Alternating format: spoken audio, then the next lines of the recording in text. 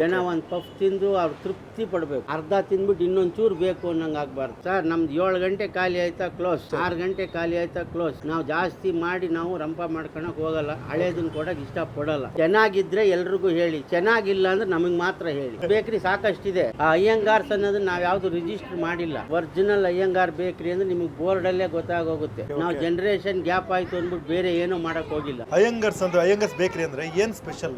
Bread, bun, rusk, biscuit, puff. Uncle ನಮಸ್ತೆ. ನಮಸ್ತೆ. ತಮ್ಮ ಹೆಸರು? Venkatesh. Iyengar sweets and bakery ಹೌದು. ಯಾವಾಗ ಶುರುವಾಗಿದ್ದು? ಇಲ್ಲಿ ಶುರುವಾಗ 6 years ಆಯ್ತು. ಅಯ್ಯಂಗರ್ಸ್ ಬೇಕರಿ ಅಂದ್ರೆ ಏನ್ ಕಾನ್ಸೆಪ್ಟ್ ಮೇನ್ ಆಗಿ?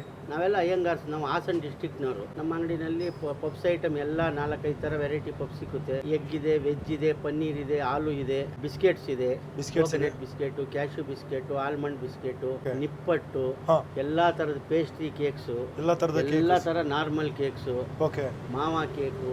ಮಾವಾ ಕೇಕ್ ಅಂದ್ರೆ ಅದು ಮಾವಾ ಅಂದ್ರೆ ವಿತೌಟ್ ಎಗ್, ಅದು ವಿತೌಟ್ ಎಗ್. ಆಮೇಲೆ lava cake, chess cake, plain cake, plum cake, jam roll, ಖಾರ ಬನ್ನು, ಪಲ್ಯ ಬನ್ನು, ಟೋಸ್ಟ್. ಇದು BTM layout, NS Palya, near PM Kalyana ಮಂಟಪ, ಕೋದಂಡರಾಮ ಸ್ವಾಮಿ ಟೆಂಪಲ್ ಪಕ್ಕದಲ್ಲಿ ಬರುತ್ತೆ.